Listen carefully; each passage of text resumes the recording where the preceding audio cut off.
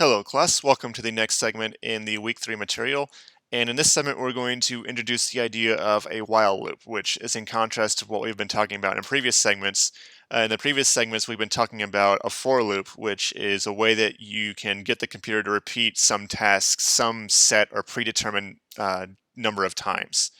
So again, the technical term for that is fixed repetition, because by using the for loop, you're telling the computer that you want some task repeated some set number of times. In the case of a while loop, this is a way we can get the computer to repeat something as long as a particular condition is satisfied. And just sort of walk through the program that we have laid out here to sort of illustrate what we're going to be dealing with.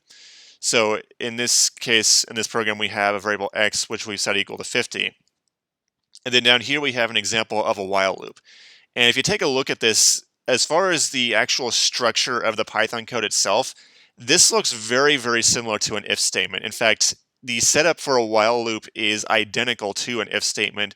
The only exception is instead of using the word if here, we're using the word while here.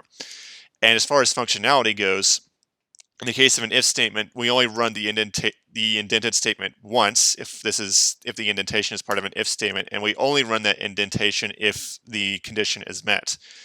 In the case of a while loop, we only run this indentation if this condition is met, but we will keep running this indentation as long as this condition is in fact met. So in the case of an if statement, you check the condition once and run the indented statement once. In the case of a while loop, you check the condition after each cycle, you check the condition when you go through each cycle, and you also run the indentation as long as that condition is still satisfied. So in this case, we have, again, variable x set equal to 50, and then on line 3 we have while x is greater than or equal to 10, and again, colon. Very important that you include that, otherwise the program is not going to work at all. And just like any other statement that has a colon at the end here, then that also is going to involve some sort of indentation that appears below it. And again, this is a very common theme that we will see time and time again as we look at some other Python keywords and some concepts that we can employ. But just focusing on this for now, this particular loop we have set up to repeat itself, so it's going to run this indented statement as long as this condition is met. So as long as the variable x is greater than or equal to 10, then this loop will continue running as long as that condition is in fact true, as long as x is greater than or equal to 10. And it will keep running through this loop until that condition breaks, and once that condition is no longer satisfied, in this case, it's going to continue running. It's going to proceed onward to see if there are any statements after that. In this case, once this loop is done, we want the computer to print out what the value of x is. So to sort of illustrate the actual process here, to sort of get down into the nitty-gritty details, I'm again going to employ the use of the tables that we looked at in the for loop, but I'm going to include some extra information in there to better illustrate what exactly is going on. So just taking the program that we have here, now I'm going to include some extra columns here. So I'm still going to include the cycle number so that we can sort of keep track of how many times we've actually gone through the loop.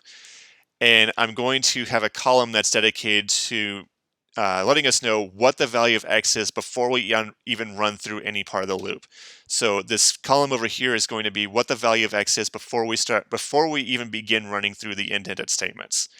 And the second column over here, x after, that's what the value of x is going to be after it's done running through all the indented statements for that particular cycle. And this other column on the right-hand side, this is the computer asking the question, is the value of x greater than or equal to 10? And if it is, then we go through the loop again. If it's not, the loop terminates, and then we start running whatever statements might appear directly below the while loop or after the loop. And again, those statements do in fact have to be unindented in order to not be part of the while loop. So let's go ahead and walk through what exactly is going on here. So first time through the loop, we have x starting off as being 50. So before we even run the indented statements that are part of the loop, x is going to be assuming a value of 50. Now we go through the loop and we have a statement that should hopefully look somewhat familiar. This is the same idea that we looked at in week 1, a variable that appears on both sides of the equal sign. So we take the current value of x, which is 50, divide by 2 to get a result of 25, then take that new number, 25, and put it into the value of x here. that would then mean that after we get done running this while loop, x will now be holding on to a value of 25. And since we've run through all the intended statements, now the program will go back up to the top here and ask if this condition is still true. And since 25 is in fact greater than or equal to 10, that condition is true, which means we go through the loop again. So we go through the loop a second time. Now before this iteration even happens, x is still 25. X is still the value that we had left over from the end of the previous cycle. And now we're going to do the same thing here. We plug in what the current value of x is, which is 25, divide by 2, which is 12.5, take that new number, put it in the left-hand side here. So after we run through this indentation a second time, x will now assume a value of 12.5. And then after we get done running through all the indented statements, we go back up to the top and again ask this question: is the variable x greater than or equal to 10? And based on what we've deduced here, 12.5 should be greater than or equal to 10. So the answer to that question is yes, which means the loop will continue running. So now we go through the loop a third cycle.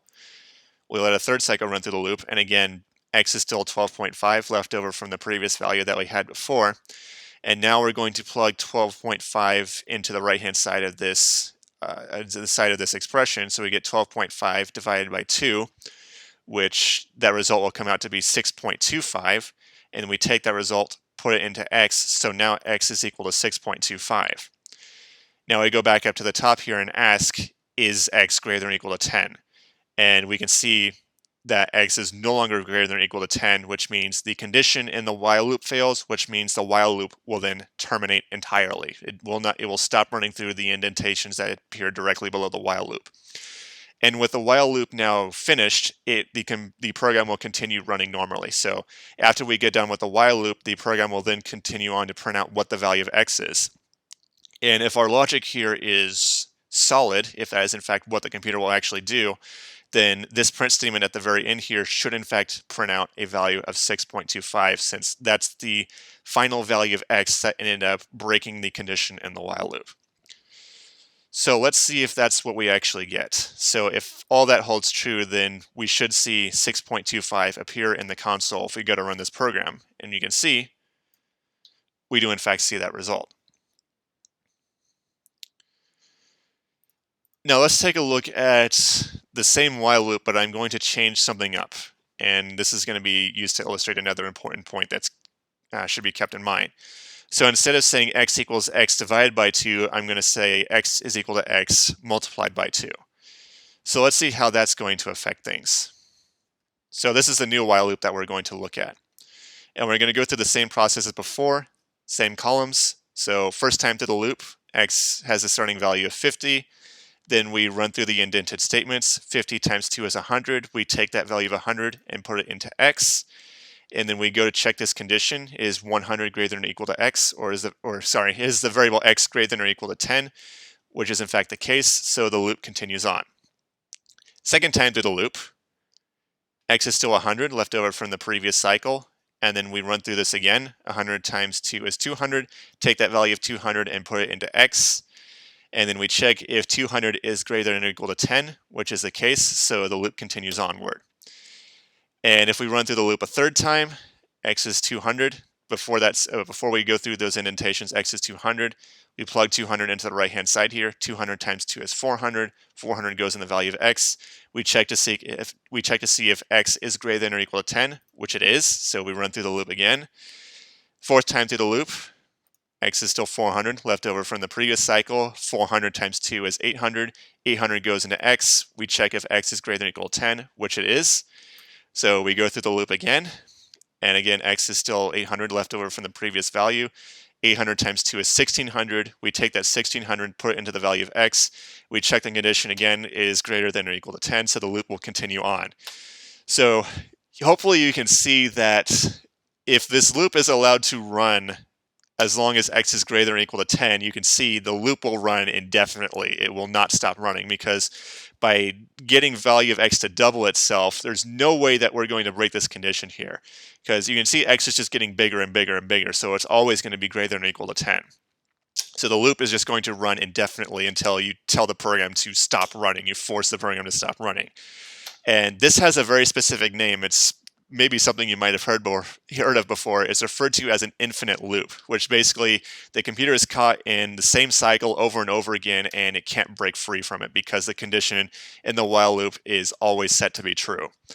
So that's something that important that you want to keep in mind, and something you want to be very careful with when you're going to build a while loop. Make sure that this condition has a way of breaking, otherwise you will end up with an infinite loop, which is probably not going to be very helpful.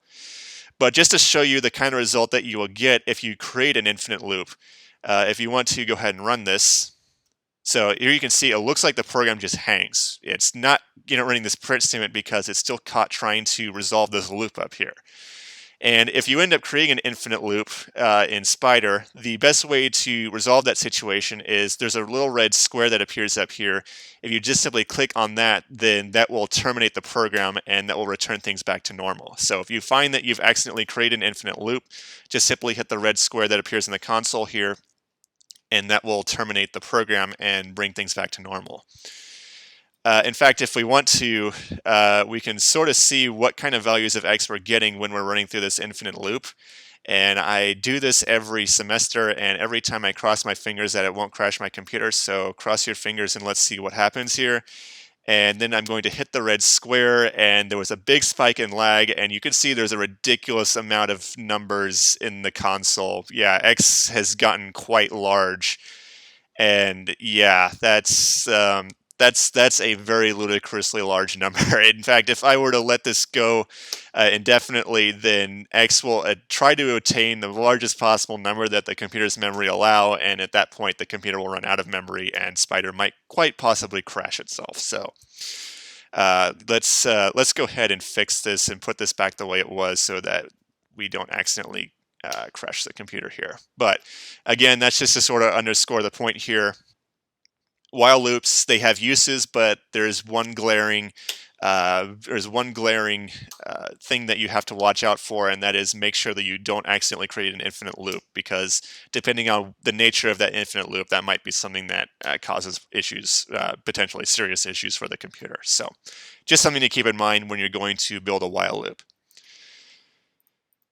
One other thing that I'll go ahead and wrap up here is you might be wondering, when should I use a for loop over when should I use a while loop? It's usually customary to use a for loop if you have some way of knowing how many times you have to repeat some set of tasks. So if there's an easy way to know how many times you need to repeat something, then you'll want to use a for loop to accomplish that. If you can obtain that information, or that information is extremely hard to know, then that would be the time when you go into your toolbox and reach for the while loop. So if you have no way of knowing how many times you're going to need to repeat some sort of task, or determining that information would be extremely challenging, then that would be the time to use the while loop. So again, for loop, if you have some way of easily determining how many times you need to repeat some task, then you would use the for loop. If you want to use a while loop, then that would be a situation where you have no way of knowing how many times you need to repeat something.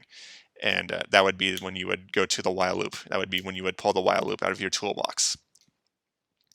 But that's going to do it for this first look at while loops. And in the next segment, we're going to take a look at another type of while loop, which will be primarily more of a way of checking your understanding to make sure you understand how while loops work. So with that, I will see you all in the next segment.